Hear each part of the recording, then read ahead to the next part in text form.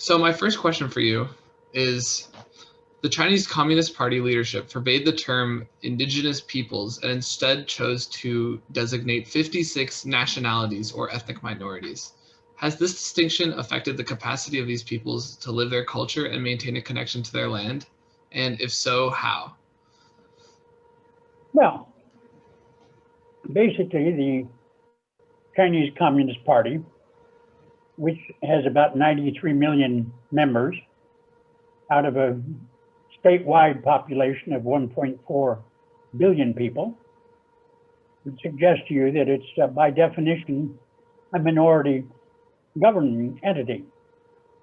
And it becomes even more so a minority governing entity when you come to realize that the executive committee of the Communist Party is the sole governing entity.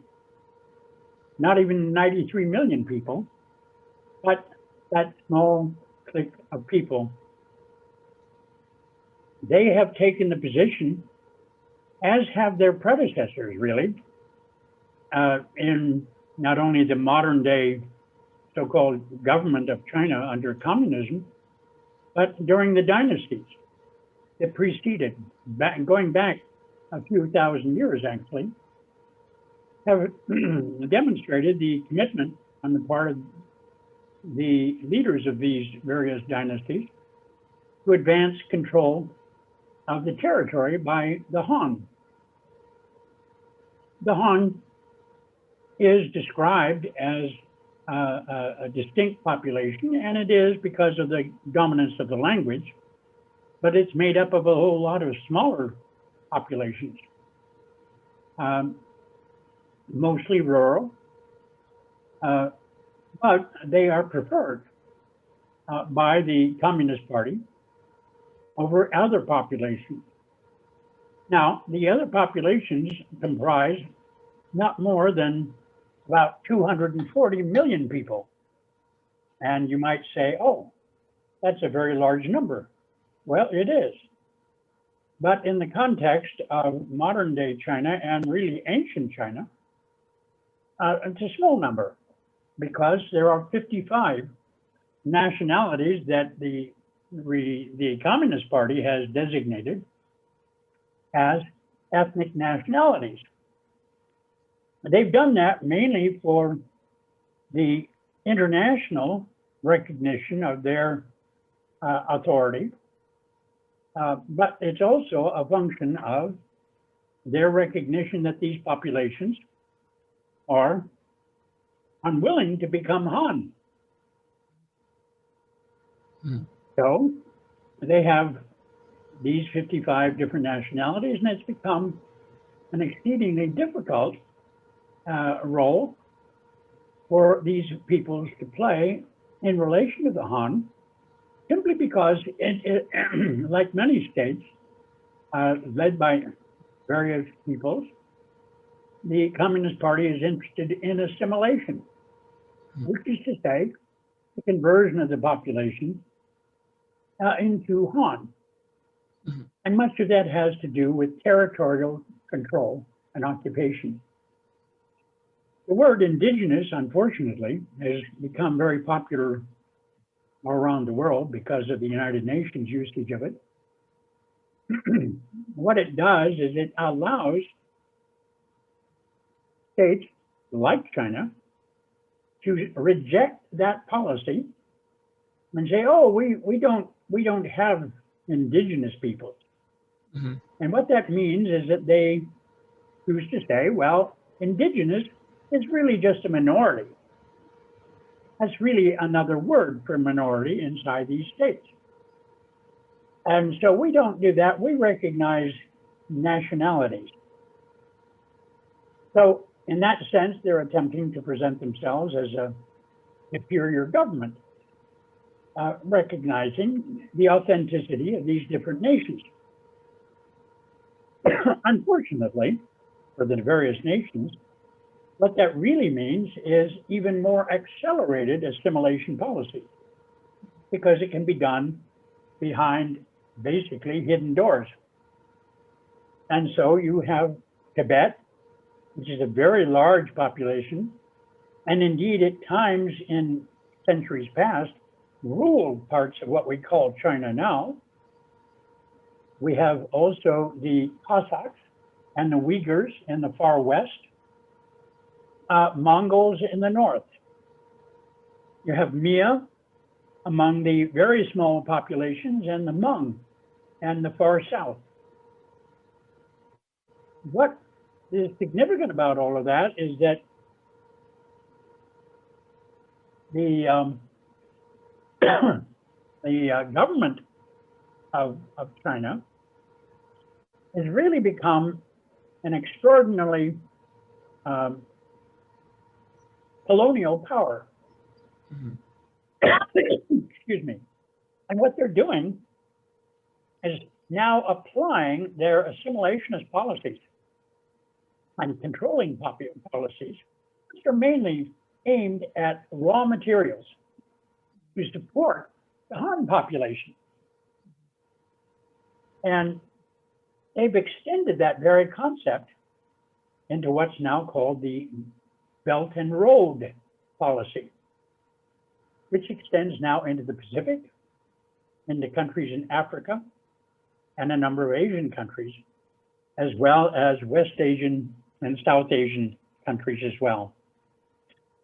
If it were not for the fact that they had this policy, in all probability, there would only be, or there would be maybe 20 different states in what we call China. But let's be clear, what's happened is so many people have bought off, due to their ignorance for the most part, on the existence of a unified China. And it isn't unified, but they do so, it becomes kind of unified in an intellectual sense, because people don't know anything about it. And that benefits the Communist Party and the minority government that runs that whole region. As we know, every state, including China, exists with two major features, and that is its ability to absorb populations and to monopolize force, the control of force, as police force, military force, and so on. Nations, by definition, tend to not do that. Or if they do, it is not the sort of force that a state can manage. States, as you know, are centralized entities for the general practice, whereas nations tend to be horizontally organized. They tend to be more diffused in terms of control. So instead of having one supreme leader, they may have 5 or 6 or a dozen. And so they end up having to either compete for influence, or they offer up their represented view. And the consequence is you may say, oh, that's what that nation now represents. And then you find out somebody else has another opinion.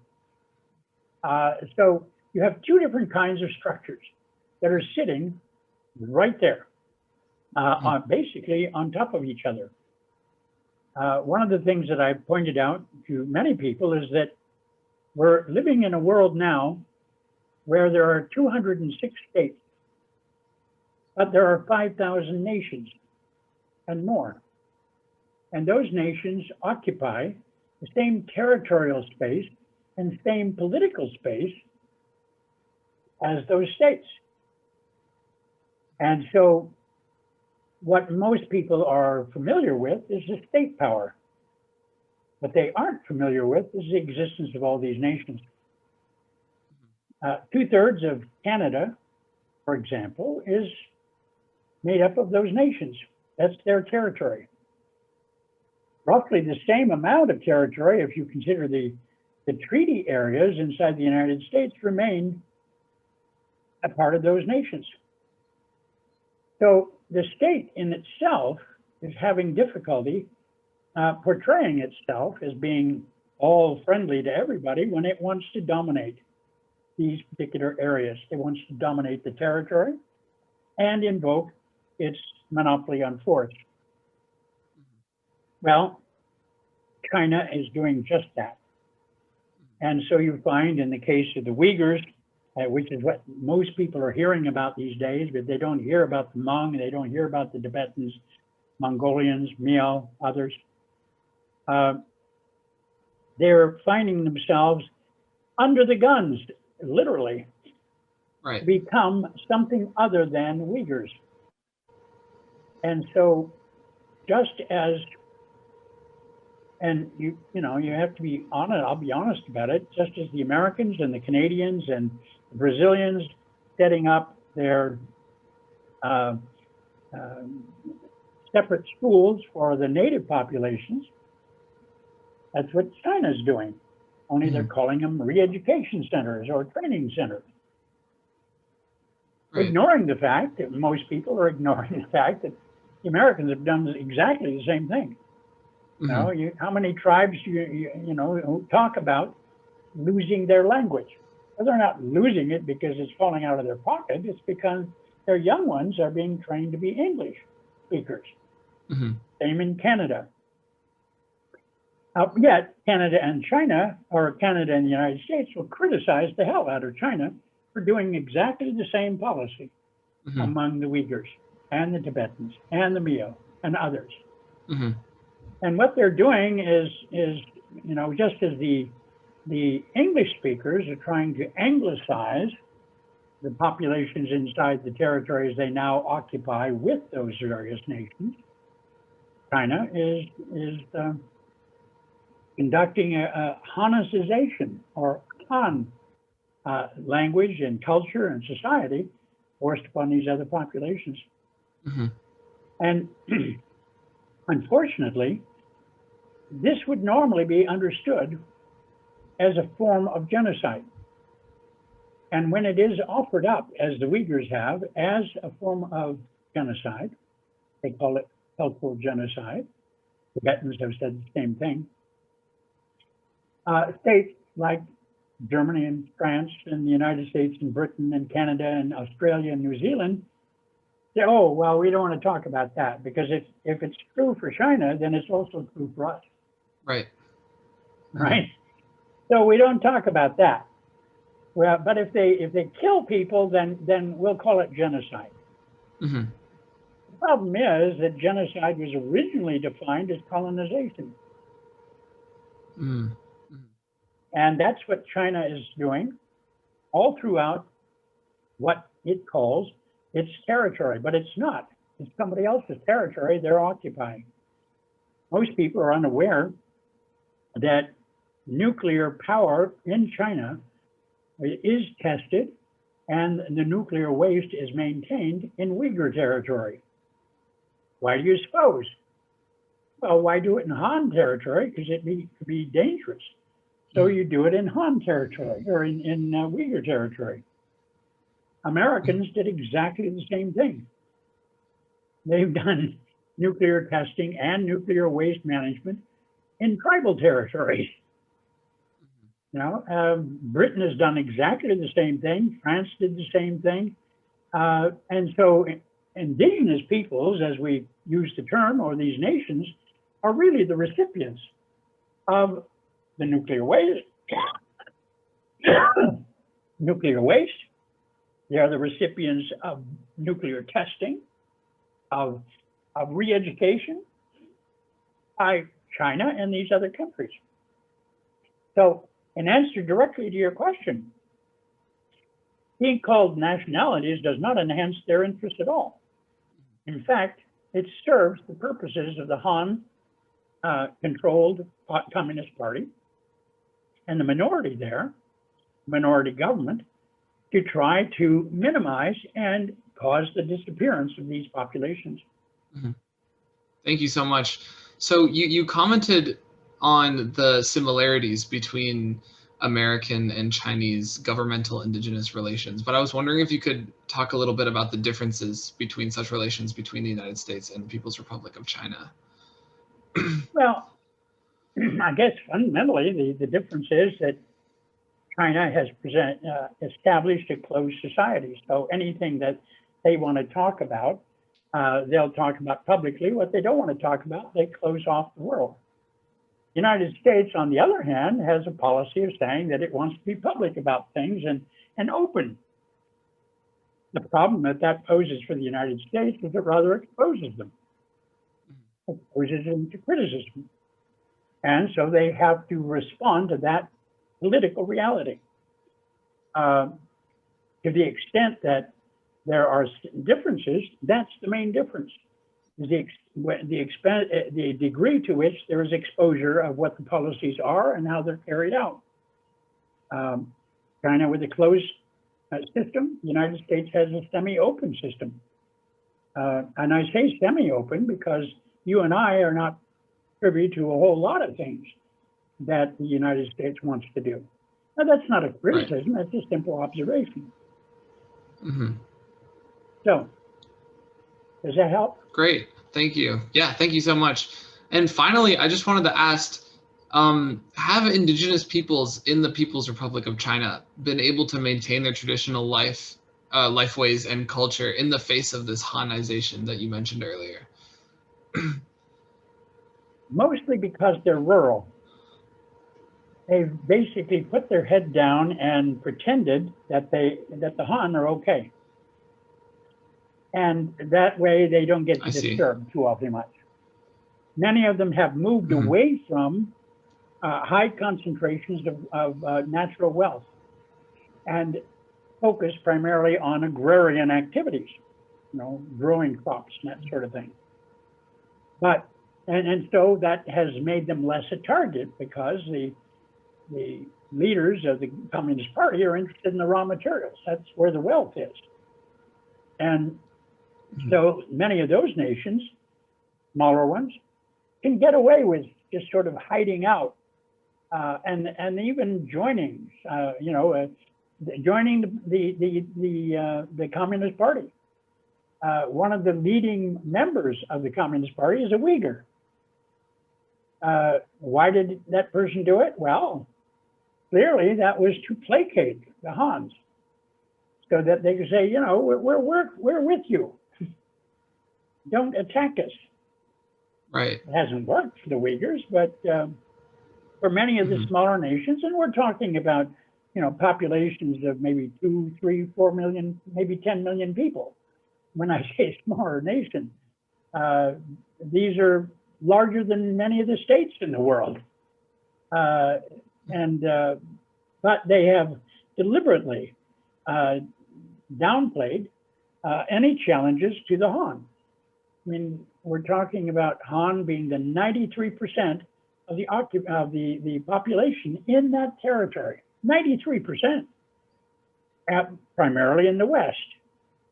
But when you go to the East, what are we looking at? We're looking at the Gobi Desert, for crying out loud. So we're not talking about people saying, "Oh, good, we'll just move into the desert and live there."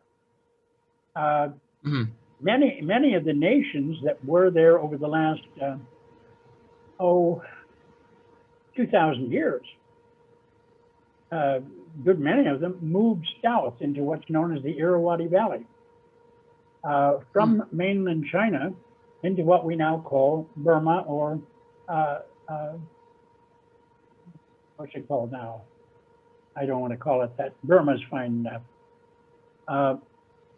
And so you've got people like the Karen, the Shan, the Mon, the Kin, the Chin. These people moved south into the Irrawaddy Valley. Now, if you look at Burma on a map, what you'll discover is that it's a kind of hilly place, but it's the lowlands from the mountains. And there's a nice river that runs right down through the middle. And so it actually served China, moving from the Yunnan province in the south portion of China directly into Burma. They could go across Burma and get to India. And so it was a perfectly good trade route. And so for China, even to this day, it serves that purpose. They have extended their Belt and Road program into Burma. and by, quote, loaning money for people to build infrastructure that the Chinese could use. Right. Worked pretty good. But what has happened is that peoples like the Karen and the Kachin and the Shan have sort of begun to figure out, wait a minute, you guys have you've come down here and we left you. We were up north, now we're down south, leave us alone. But China has decided that economically and militarily, it's to their advantage to interfere. So now that's what they're doing. So it's a criticism of Han policies that aren't just current, that go back a couple of thousand years. And people have been reacting to that policy for a couple of thousand years. And some chose to simply move out, literally, lock, stock, and barrel, and pack up and head south. Now they've gone as far as they can, because otherwise they head into water. And now they have to figure out what to do about that, what to do about China. But because right now China is doing a very interesting thing, and that is they're providing weapons and money to a thing called the Tatmadaw. That's Tatmadaw, which is the military. And in Myanmar or Burma, the military is not really a part of the government. That is, it's not a part of the political side. And so you could have a political side and it could say, we want the military to do X, Y, and Z, and it won't. Why? Because it is a totally separate entity that controls the economy. It has several major corporations that it owns. And they use those corporations to extract raw materials and wealth out of these national territories now in the Irrawaddy Valley. Who is the prime beneficiary of some of that? China. So China then gives military weapons to the Tatmadaw that is not a governing entity. It's really an organized criminal operation to gather raw materials that benefit China. So they're doing the same thing that they really have been doing for the last couple of thousand years, but expanded it. Does that help you understand what's going on? Very much, very much. Thank you so much. It's been very insightful. Okay. Any other questions? I guess I also wanted to briefly ask you about indigeneity in Taiwan, because Taiwan actually does recognize what they call indigenous peoples, Aboriginal tribes. And, as you know, Taiwan is seen by the mainland China as still a part of China. And I was wondering how that difference in definition, or I guess conceptualization of these indigenous populations has led to a, difference in agency between these groups in Taiwan and the mainland.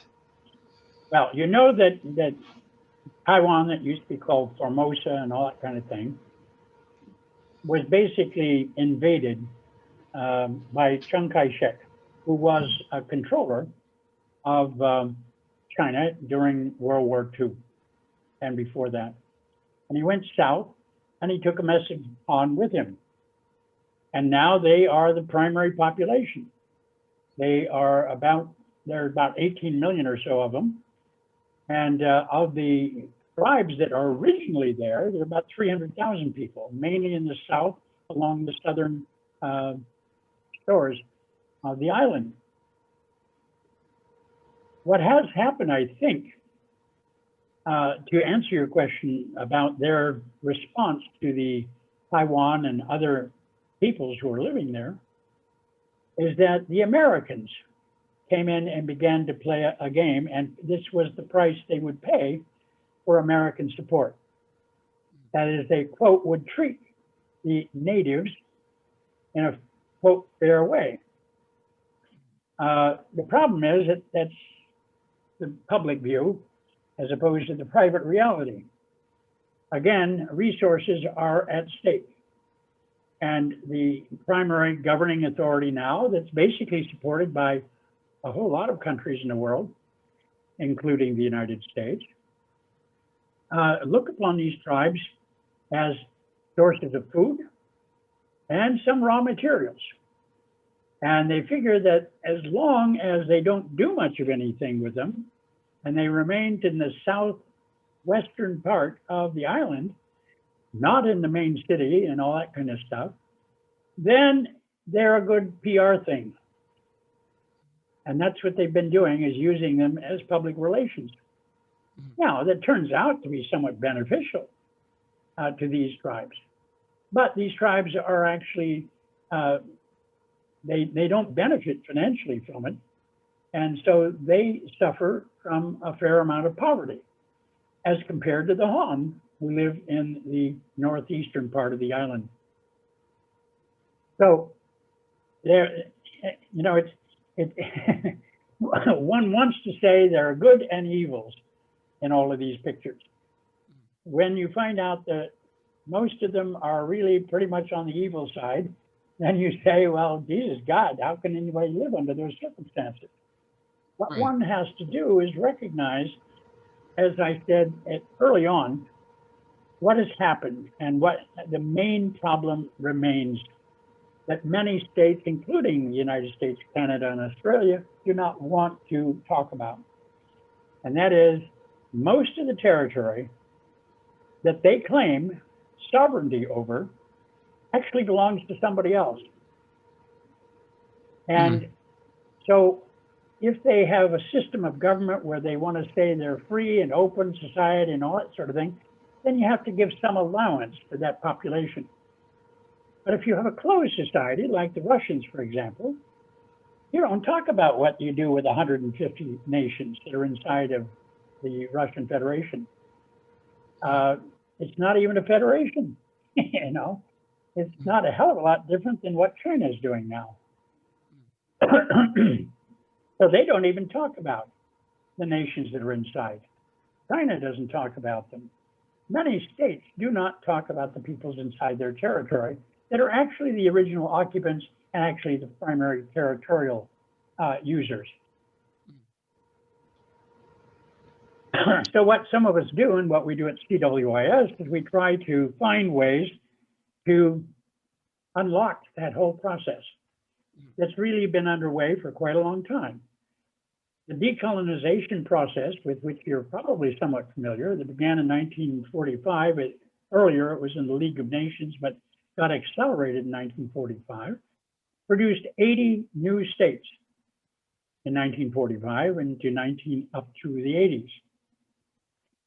Those states are primarily indigenous populations,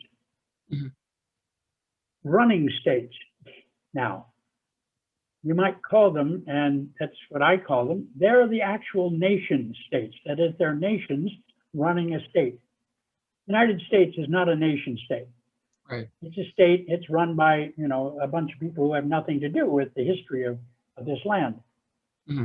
Or Mexico, for that matter. It's mainly run by people who have nothing to do with the land. Or Brazil, Guatemala, and so on. But those nations that have become states are now expected to behave like states, but they have difficulty doing that because their history is different. They operate differently. So you look at a state like Vanuatu, which used to be under the control of France and Britain, you know, which seemed kind of silly, but in any case, that's what they did. They have a tribal council that governs their country. They have 100 and some languages because they have about 100 and some islands. And so they don't function like other states. Vanuatu.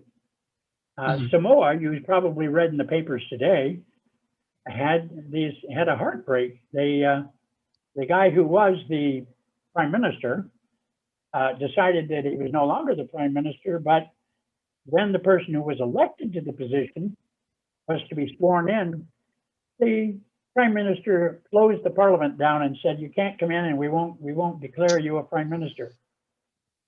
Okay? Wow. Which tells you that, there's nothing sacred about these nations. We want to think about them as being victims, but when they get in positions of power, some of them can do really stupid things, or what we would consider stupid things.